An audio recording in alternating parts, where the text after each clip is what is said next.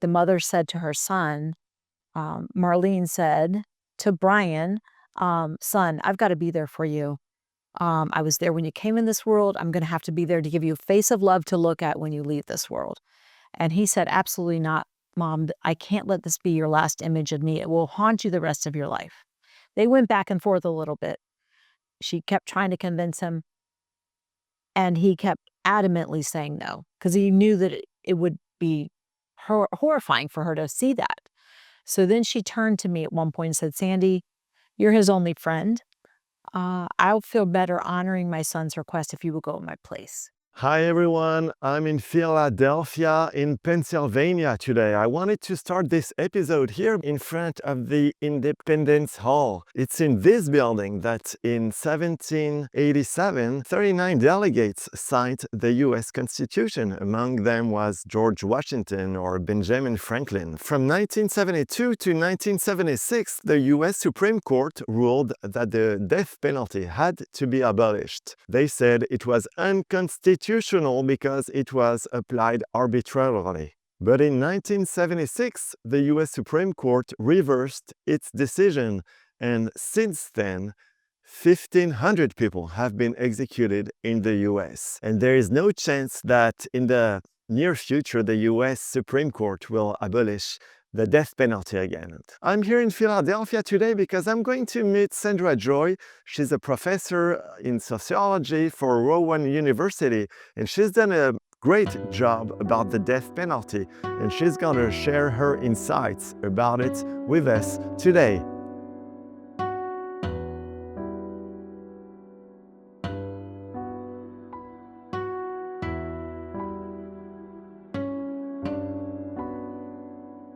My name is Sandra Joy. I'm a sociology professor at Rowan University, and I've also been an abolitionist against the death penalty for about 3 decades now. Thank you very much for being interviewed for Death Row Stories. Before we dive into your work, we'd like to know you a little bit more. Can you tell us where you grew up exactly, and a little bit about your youth? I was raised in Virginia, in the South, in a very small town with my 2 parents, who were very religious, evangelical, Southern Baptist, and that's significant to the story because the church that I go to, was raised in when I was a child, is very pro-life, meaning they don't support abortion. However, and I later learned they're the only, or at least when I went to graduate school and uncovered a little bit more information, they're the only Protestant denomination that has a written position in support of the death penalty.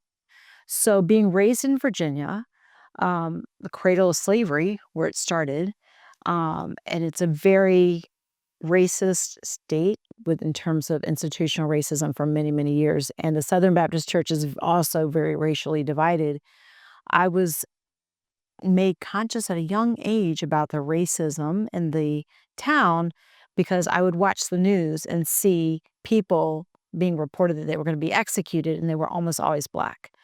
And then I would go to church and they would say, we're pro-life. But then I learned somehow, I'm trying to remember how I don't remember how it came about, but I learned that the church I was raised in was claiming to be pro-life when it comes to abortion, but very much so pro-death penalty. And that contradiction never sat well with me. We were at the church easily 4 or 5 days a week. It was a very insulated community, and so focused on evangelical Christianity that it was a big part of my world coming up.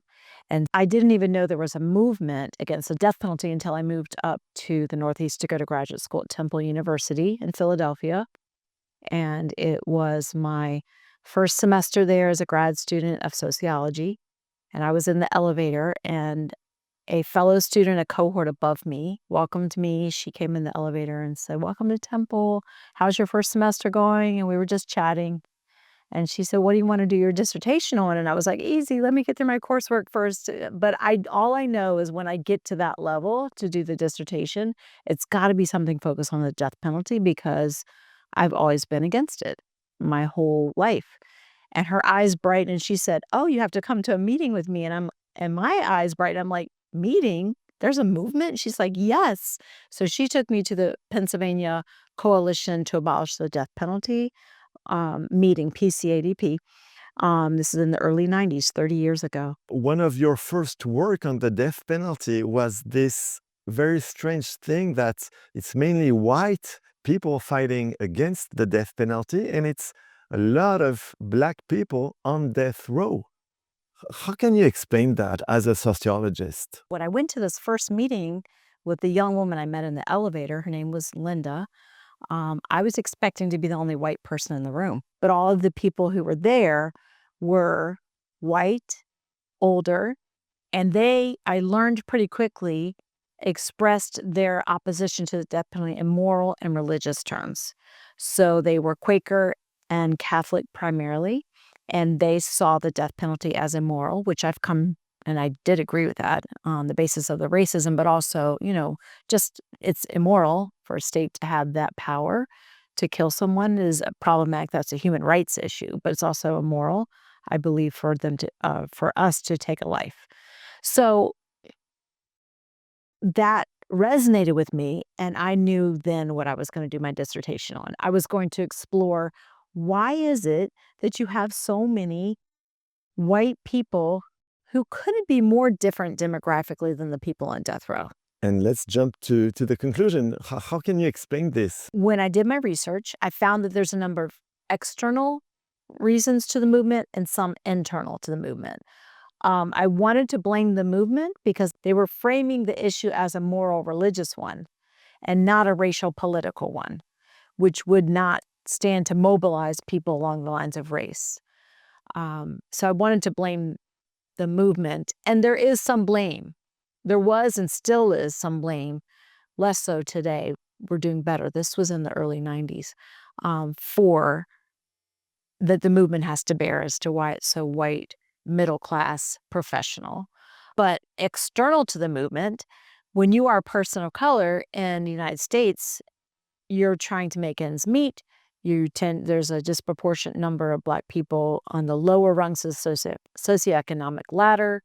So they have less, it's a luxury to go to a movement meeting and to attend events because time is of the essence. Not to mention that there are so many fronts to face racism and to fight racism in our nation. They couldn't think about that guy as quickly or easily, I should say, who might be executed 10 or 20 years down the road. They're facing racism at their job, racism in the school system, racism in their neighborhoods. So there's too many fronts to fight racism. So it was interesting nonetheless, because when you look historically and to this day at public opinion polls in the United States around the death penalty, overwhelmingly, it's always been that the Black community opposes the death penalty at a higher rate than the white community. So that's another reason I expected to see more Black people involved in the movement. They're more likely to oppose it. Why not be the more likely to be on the front lines of the movement? They're most likely to be directly impacted by it. As a social movement student or studying social movement theory in grad school, I learned that most social movements are comprised of the constituents are the people who stand to benefit most directly from the gains of the movement. And then I saw this movement, it couldn't be any more different demographically. So I concluded there's a number of factors, and I don't want to take up too much time to go into it, but the factors were both external that I mentioned. There are no fault of the movement, but there were quite a few that were fault of the movement because it's been called a savior complex on the left, the white savior complex. There's a lot of racism rears its ugly head in lots of ways. You don't have to have a white hood on to be a racist in the United States. It comes in the form of paternalism and patronizing. We're going to help you poor others with your problems and not involving the people being impacted by the problem themselves. And so where the right has been accused, and fairly so, by blatant, overt racism in a lot of their policies and even at least pre-civil rights in their speech and the way they carry themselves, the left, the liberals, not the radical left so much, but our progressives, but the liberals, neoliberalism has been accused of being patronizing and with their racism. And this is why Jordan Peele did his film, by the way, Get Out, to expose that neoliberal sort of perspective. And so I found good people in the movement, wonderful people that were kind. And I, on the one hand, they didn't have to come out and fight for that guy on death row. They could ride on their white privilege and their class privilege because they tend to be pretty well off or comfortable at least. So on the one hand, I'm eternally grateful for them to do this. They're called conscience constituents. People move by their conscience and not by the impact on their life. At the same time, I felt like they were, in a lot of ways, doing more harm than good when it comes to recruiting people of color. Because when you look at historically in the United States, when white people have entered a lot of the movements that are intended to disproportionately benefit people of color, they've been suspect because they come in like, we're going to help you fix your problem and it's going to be all better and you just wait. As opposed to doing participatory action with them and having them take the reins. There were very, very few families of death row inmates in the movement, death row exonerees, or people directly impacted by the death penalty. And definitely disproportionately fewer people of color, Black people, as well as any other communities of color in the movement. We've made some gains, and we actually have done a better job of centering them in our movement. Some organizations more than others, but but the blame that could be laid on the movement would be around things like framing it in a way that didn't resonate as much with the everyday lives of Black people, by framing it as a religious issue or moral one. Not that there aren't obviously religious and people with high morals in the Black community, but to really connect the racism with the movement to the racism in their everyday lives. And the other thing was not just the way it was framed, but where strategically they were meeting. They were meeting in Episcopalian churches or the Quaker Meeting House. They weren't going into the streets. They weren't going into communities and asking people in the communities of color who have leadership positions to help, not to help, but to lead an event in their area. And honestly, there were a lot of white people at that time that I interviewed who didn't want to pay attention to race because they said they were, mind you, this is the early 90s, and we were fully into the backlash to the civil rights movement. And they would outright say to me, the race card doesn't play anymore, Sandy. We can't really talk about race. People in positions of power don't want to hear about race. So I'm not racist, they would say. And of course, I oppose it, but we can't really talk about it. It doesn't really play. And I would talk to the Black activists. They were like, of course we have to talk about it. This is a big part of what's going on, and whether they're ready to hear it or not. So I saw a lot of white fragility. And, that's a common term being used to refer to white people who are uncomfortable with dialogue around race. I felt they were hiding behind that, the race card doesn't work argument to hide their own form of racism, which, again, is not in your face, and they would never say racial slurs, but they weren't ready really to do interracial work. It wasn't a concern. It wasn't a concern around most of the people in the movement. There were some people, and there was a group that I joined that was very, very different. The campaign to the death penalty was very racially diverse and included people front and center who'd been directly impacted. After that, you also worked on the grief process of the people who lost their father because their father was executed. Can you tell me how many of them you met and why is this grief unique? After I got involved in the movement and I noticed the missing component of movement activists being the people most directly impacted, the state that I was in Delaware, is where I went in to start this research. At the time, there were 16 men on Delaware's death row, and I wanted to meet them to earn their trust enough to give me the contact information of their family members. And one by one, I did that because I wanted to hear from them how this is affecting them, first and foremost. And then how can we, the movement against the death penalty, incorporate them in a way that would help them while their loved one was on death row through the grieving process. I'm also a licensed clinical social worker, and I had done some mental health and drug counseling before I became a college professor. And one of my areas of specialty was grief counseling.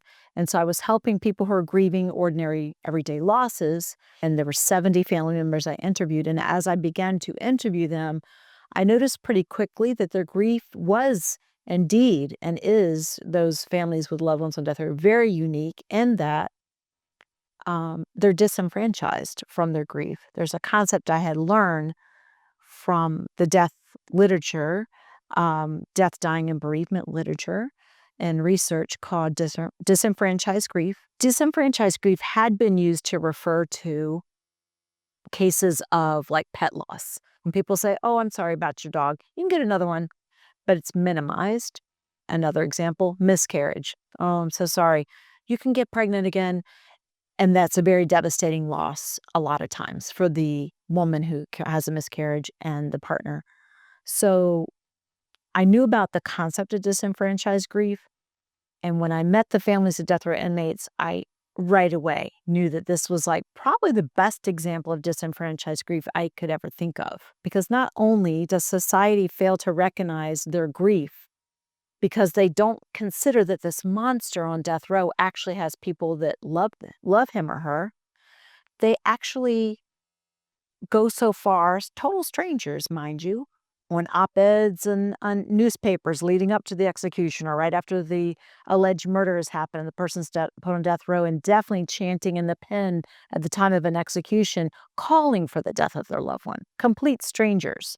So death row families, I found pretty quickly, are very isolated with their grief. They have a hard time trusting the larger society to be there for them if they were to share. So if they meet a stranger, and let's say a mother of a man on death row meets a stranger in the grocery store and say, "How many kids do you have?" They may not mention the kid on death row because they don't feel safe in this society. I had family members actually tell me that when they would reveal it, that total strangers who are people they barely knew would say things like, "Aren't you glad the state is taking this demon seed out of your family? Why are you grieving? Why are you even sad? You should be happy that the state is helping take this person out of your family." They literally cannot understand how people can love this horrible person, this monstrous person on death row. So as a result, they are very isolated and they grieve in silence, and they feel a great bit of shame already because the system has already criminalized them along with their loved one. Maybe we can say a word about some wives you've met and how deep the trauma can be. A case that comes to mind is my friend Shakira. Her husband was on Delaware's death row, and she didn't trust too many people to talk about it. She was grieving a great deal. I was actually with her on the night that her husband was executed. And she had met him by working for the Delaware Center for Justice and gone to help men on death row and fell in love with him, wound up marrying him before he was executed about 4 years prior. And she felt alienated from the people she had worked with.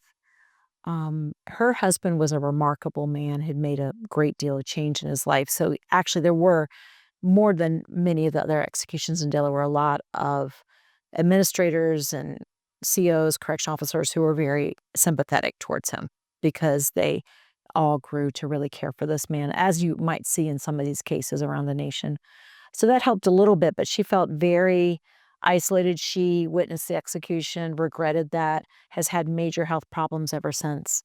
And she knows it's a mind, body, spirit thing. You know, she's had to battle over the years, and she's gotten a little bit better, but it really made her isolated. And she had been a very outgoing, um, lively person, very much extroverted, and she became very introverted and wound up staying inside because she felt like, as many family members say, that when they killed my husband, they killed me. And I've had kids say that too. If they kill my daddy, they're gonna kill me too. They're gonna hurt my heart, you know? And I'll just briefly mention that one case in Delaware that of a son that is just heart-wrenching, is his father had killed his mother they were estranged, and he had set the house on fire.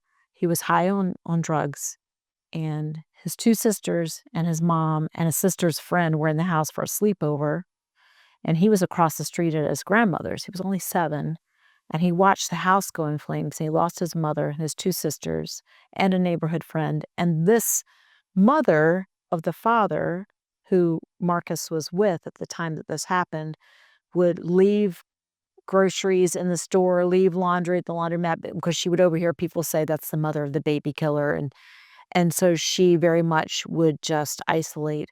And so he got close to his father during the time that his dad was on death row, who was extremely remorseful for what he had done during, and this is not to excuse it, but he was not in his right mind. In fact, he stumbled into a neighbor's yard and had them call the police, and he didn't deny it. And by the time his father was executed, Marcus was 16, and I'll never forget seeing him standing outside in the pen with the abolitionists who surrounded him, would love to support him throughout his dad's execution. He was like, now my family's gone. My mom, my daughter, and my sisters, and now my dad is gone too. And they had become very close during that time. So it's not that when we kill somebody on death row, we're killing all these other people that many times murder victim family members don't want it to happen even, and that's in a whole other area. Is there a pattern of trauma from all these family members that you saw as a sociologist? It could take many forms in terms of self-destruction. Shakira's husband's son wound up going to jail after he went to many hospitals for he was suicidal, and then he became homicidal, and he wound up committing a murder. Now he's in a prison. So I remember speaking to the pardon board saying, death penalty can't if the death penalty was meant to deter murder, you would think it would at least deter somebody in the family who was close to it. So the trauma extends to schooling because a lot of times the kids in particular are singled out, particularly if they have a name and it's been in the press that's similar to their father. Children have gone into classrooms and seen one child was 12 and she went in and saw a picture of her brother on the wall because they were going to be talking about the death penalty in her social studies class, and all the death row inmates were on the wall, and she was horrified to find out they were going to be talking about her brother.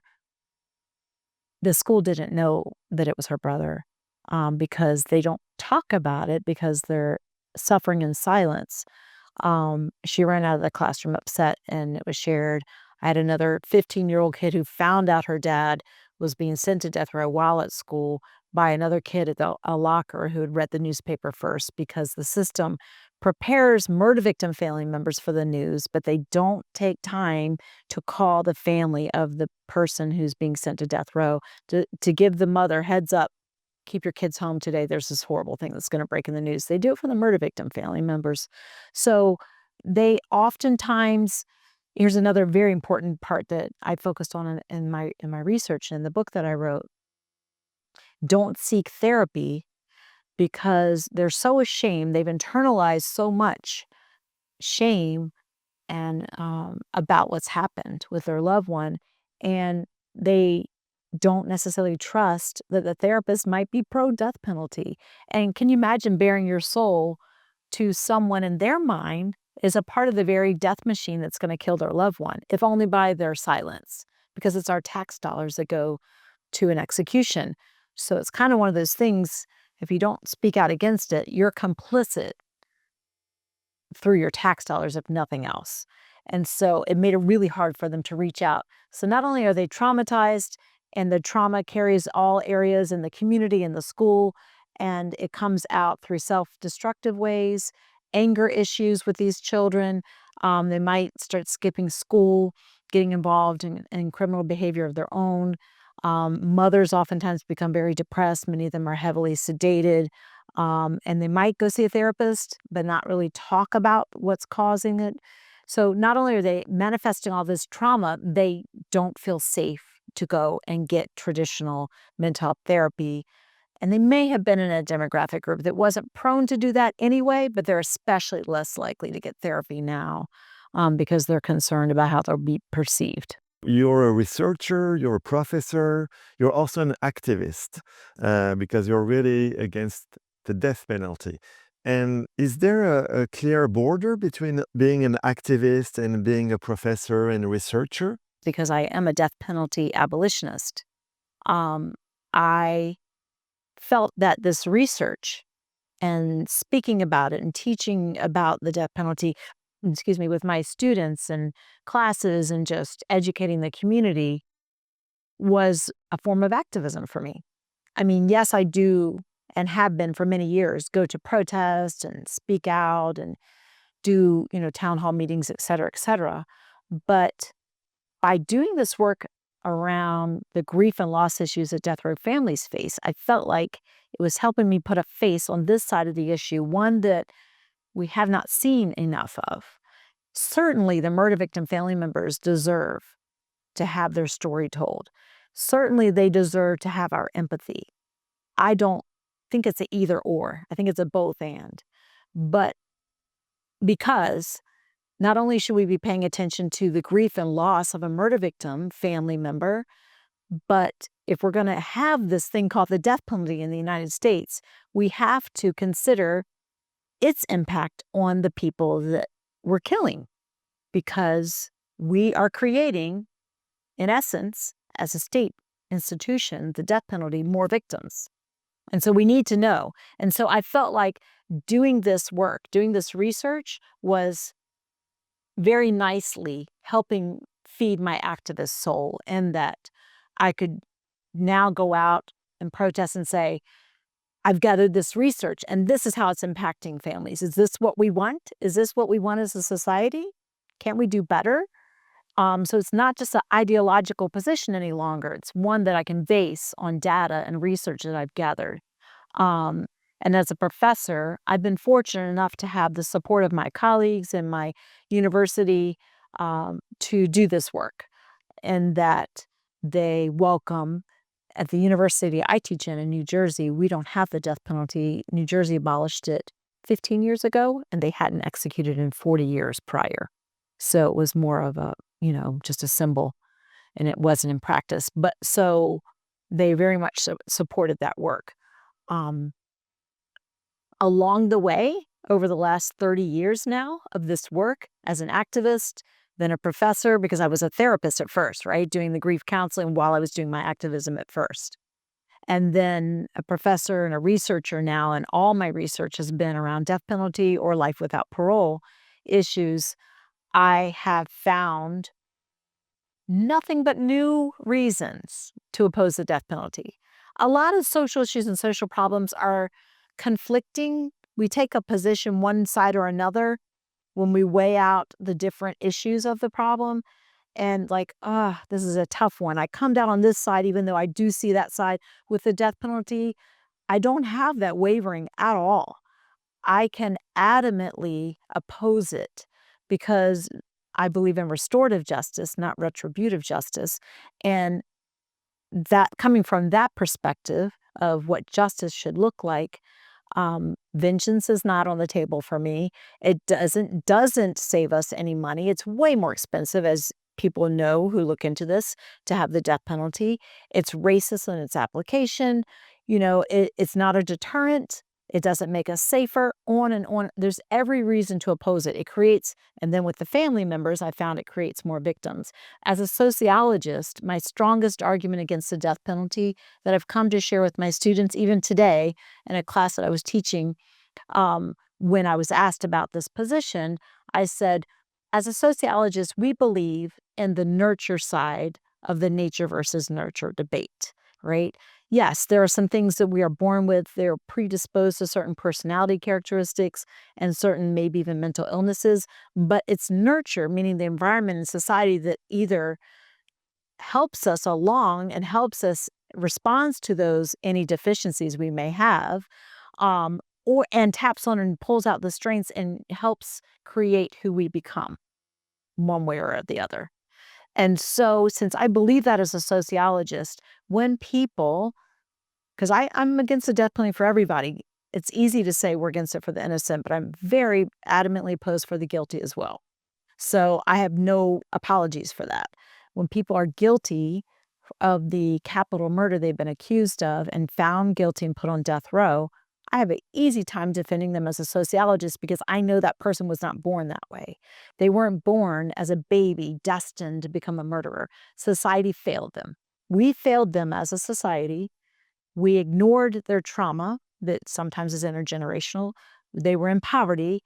They faced racism, and I could go on and on about all of the things that caused that kid to fall through the cracks and to turn to a life of crime and eventual murder. So we should not be then putting all the blame on them. It's really, we contributed to this. And we owe it to them to say, wow, this is a horrible thing you did. I don't want to ignore that, but we need to treat you with compassion and humanitarian and not kill you. At least you might need to be incarcerated and you might never get out if you're too damaged to come home. And hopefully you can heal and come home. But if you can't, then we owe them to that because we created that. That's a perfect way to dive into another research you did about life without parole, saying that a lot of anti-death penalty activists say that we should use life without parole. And what you're saying as a sociologist is that it can even be worse in a certain way than the death penalty.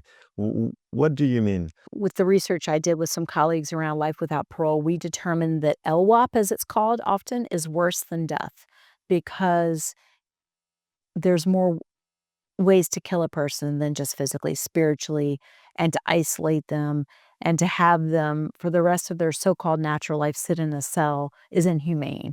That's why so many other parts of the world are not only anti-death penalty, but they're not even supportive of the LWOP. So we do have other examples around the world. But many activists are going to say, no, anything is better than the death penalty than to kill someone, right? The research that I did for this LWOP book, I went back to Delaware's death row. They abolished the death penalty in Delaware in 2016. About 5 years later in 21, I found they were in a unique position to speak to both sentences. They lived under a death sentence, and now they're living under LWOP.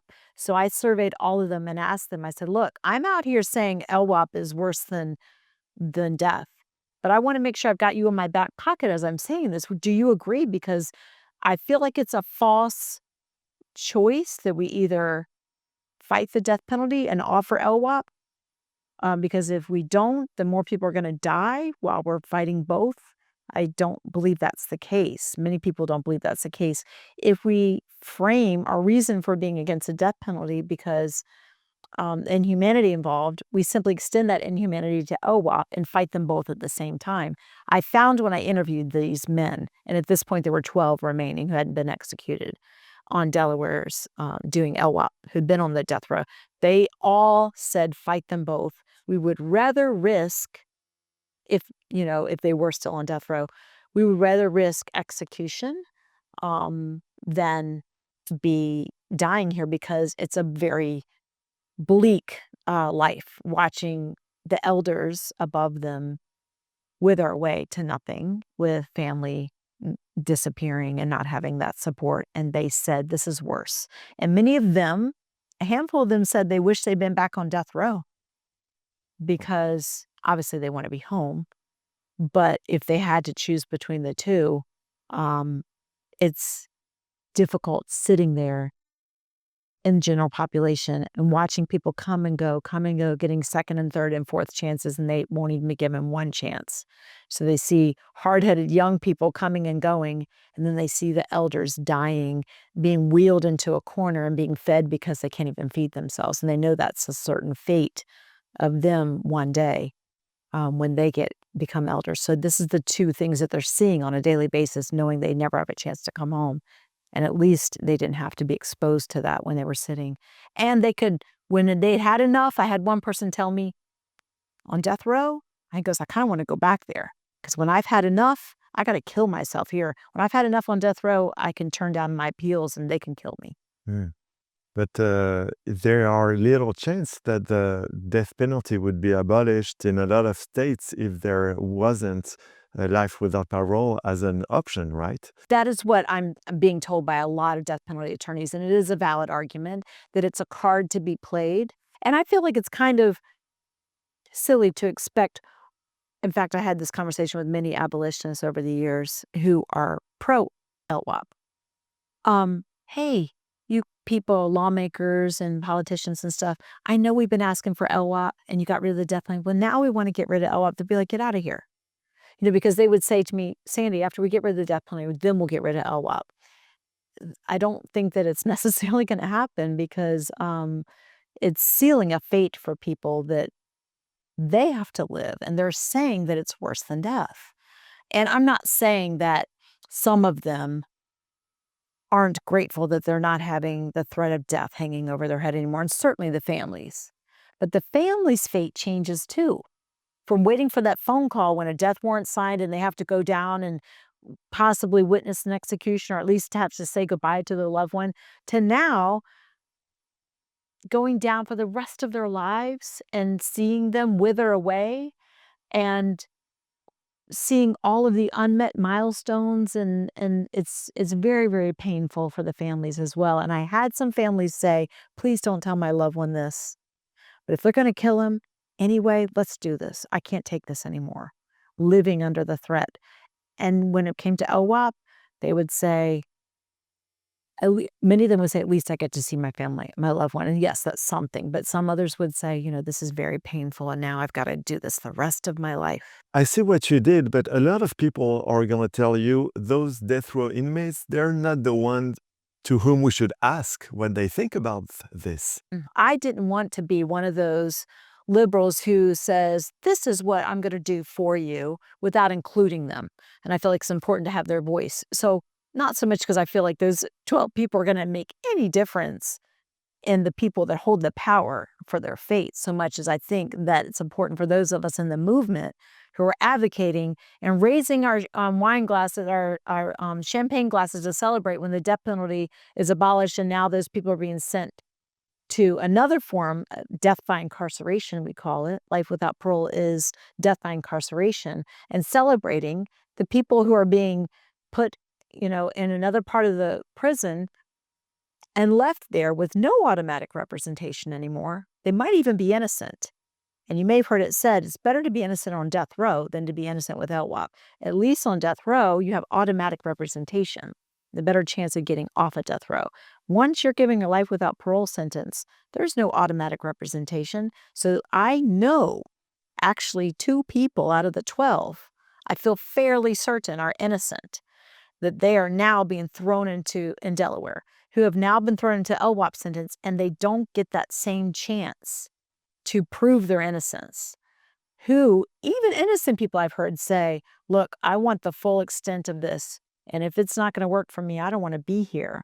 There are movements, and I'm involved in one here in Philadelphia and Pennsylvania called CADB, Coalition Against Death by Incarceration, who are trying to change LWOP to life with the possibility of parole to give people opportunities to redeem themselves. Your more recent work focused on the people who witnessed executions and their trauma. Can you tell us about this? This work evolved from my earlier work with death row family members and the men on Delaware's death row about their grief and loss issues. In the course of doing that work, I got to know the men on Delaware's death row and their families quite well. And nearing the end of my data collection with those families, during that time, one of them got a death warrant. And so I was at a visit with the mother. I took the mother down to see her son. And the mother said to her son, Marlene said to Brian, son, I've got to be there for you.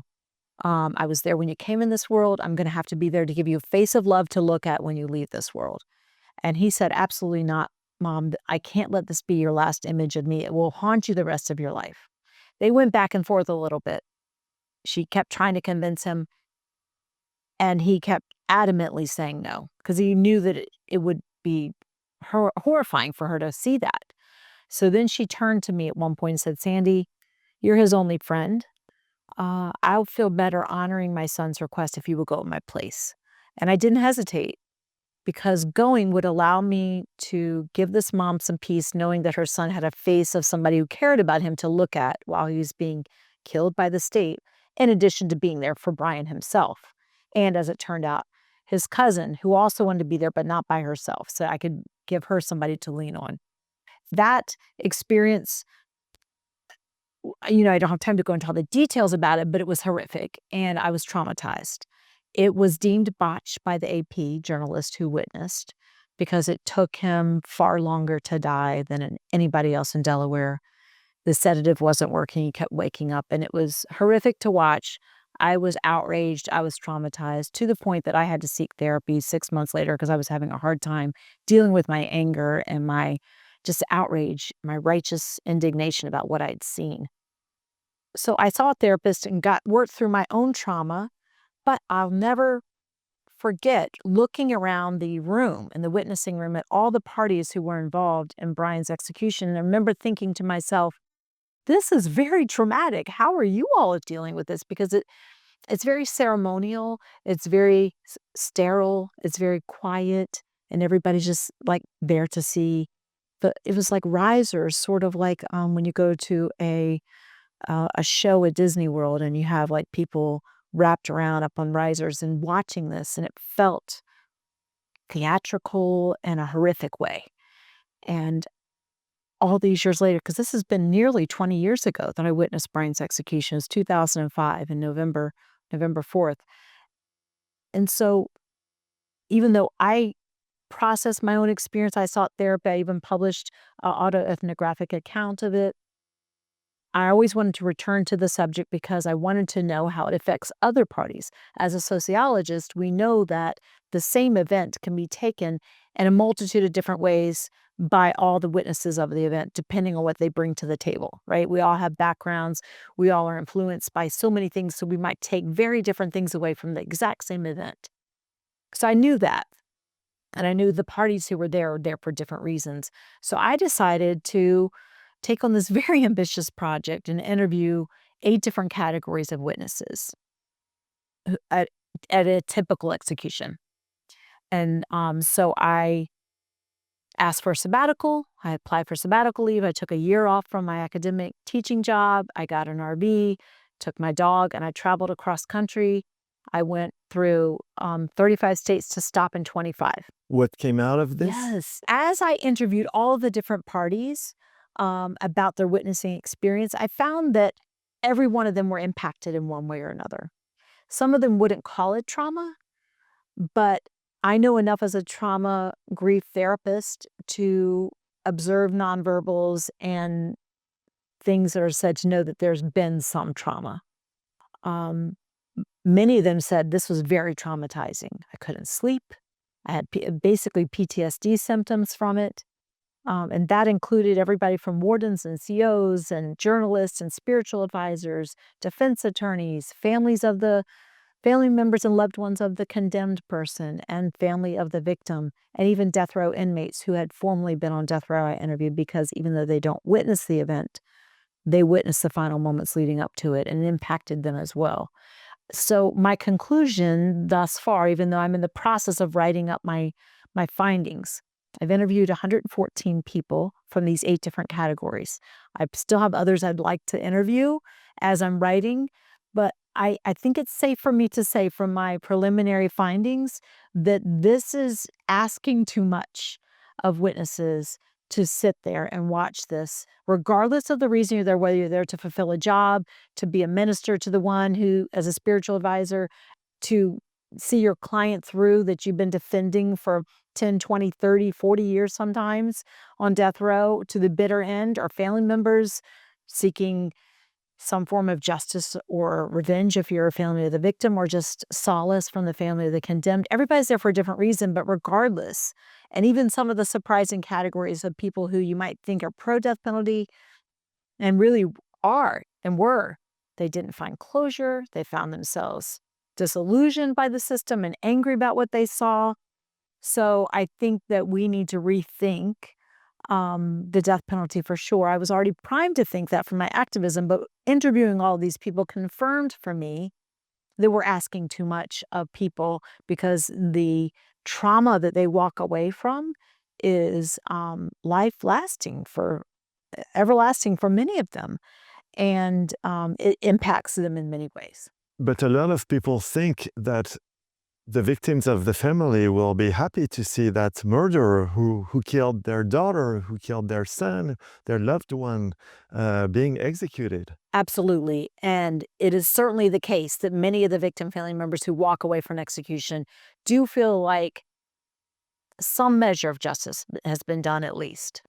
But what I heard more often than feeling like justice was done was just the relief that a chapter was closed.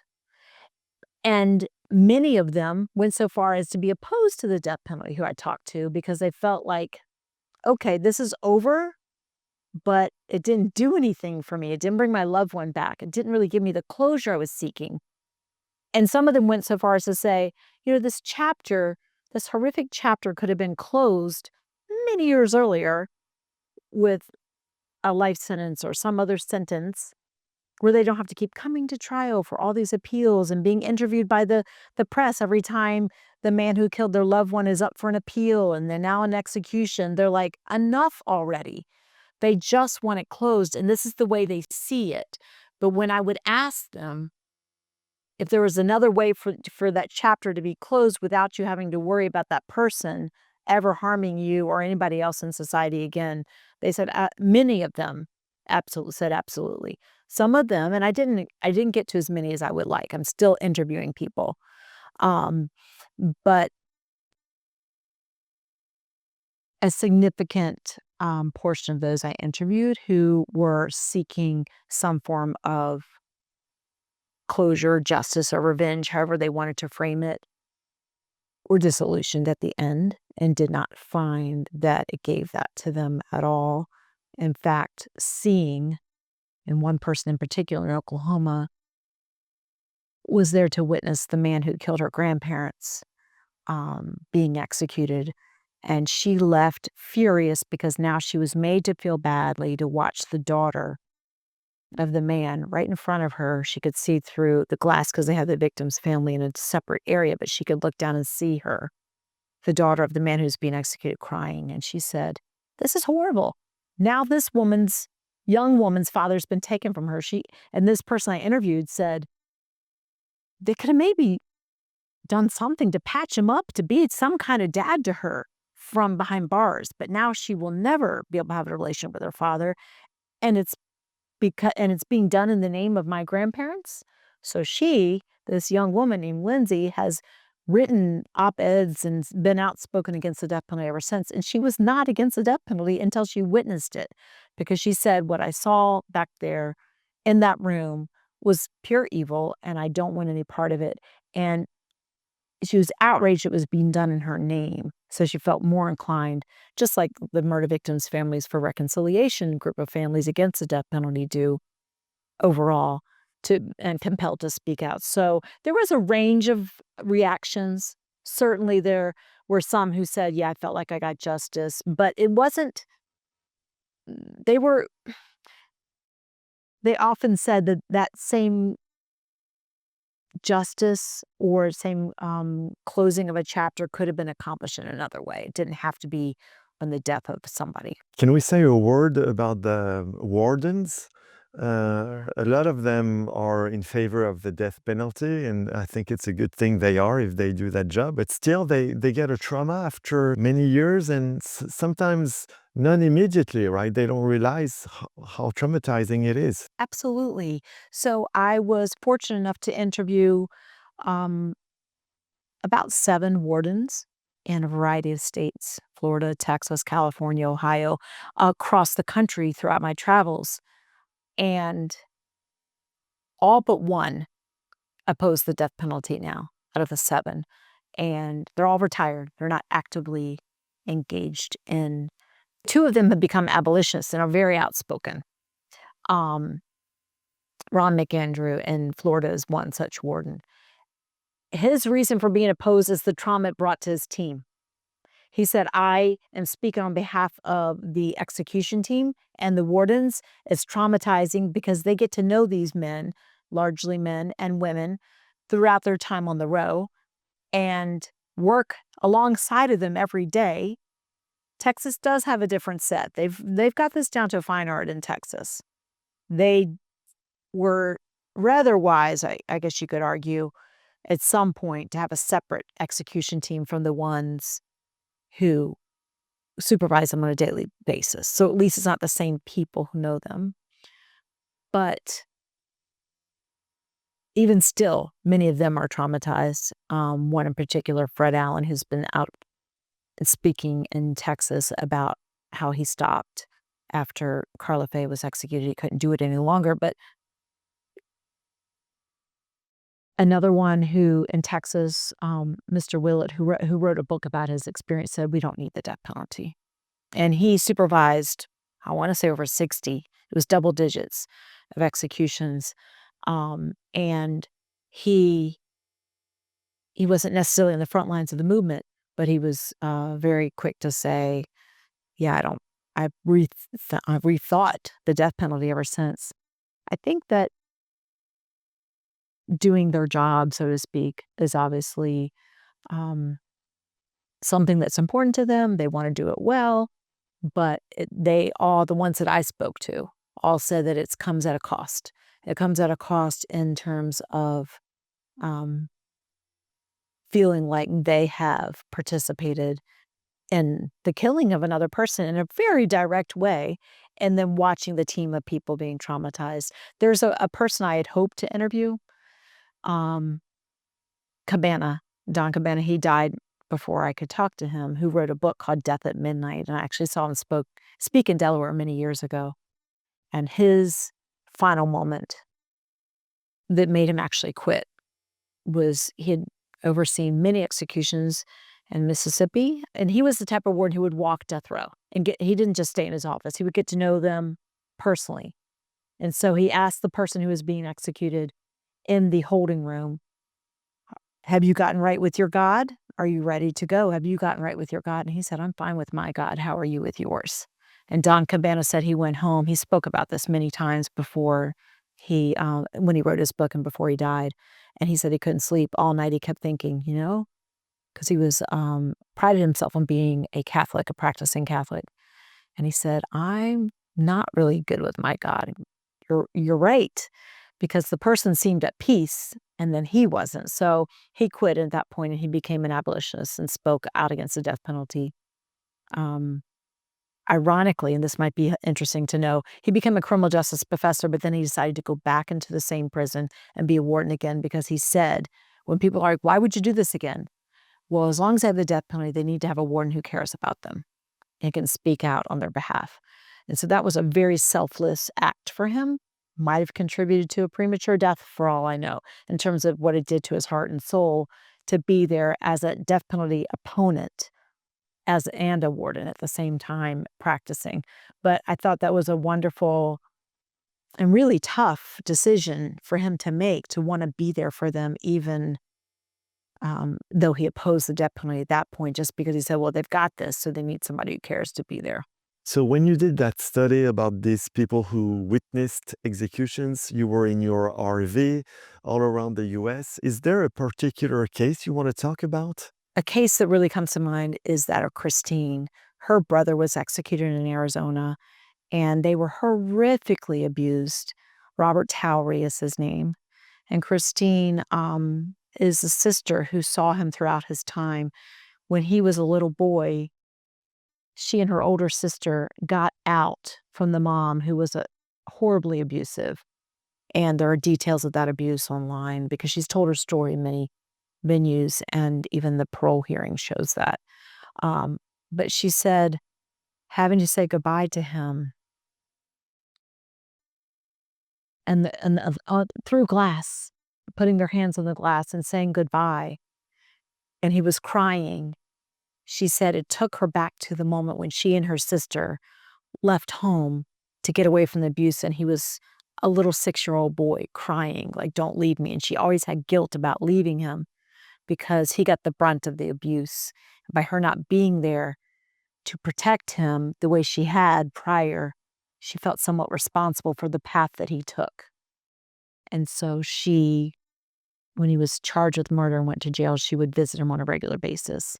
But I interviewed a lot of people around the case, the attorney, the journalist, the sister, and they all were very moved by this man who had changed tremendously during his time on death row. He'd been on drugs and not in his right state of mind when the murder happened, not to excuse it, but to explain it. So those are the kind of family member stories that really got to me. And it's the murder victim family members that probably got to me equally, if not more, because who were rethinking and just their thoughts and just talking about the trauma they go through from the time of the arrest all the way to the execution, made worse by the death penalty. It's already bad enough to have a loved one murdered, sometimes in front of them or with them.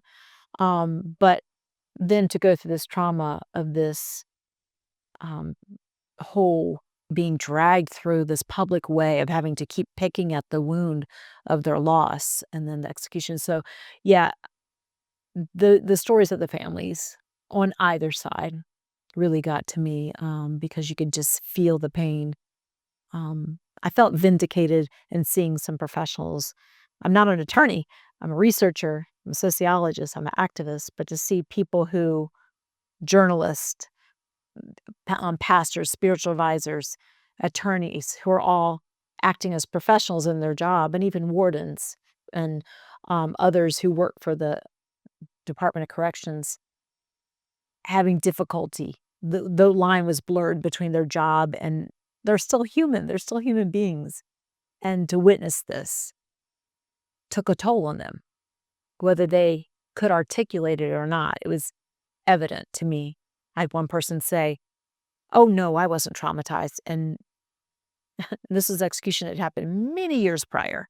Because I've interviewed people who witnessed, like literally, a person in Oklahoma hours before the interview, all the way up to decades after the execution to assess the longitudinal impact of the trauma.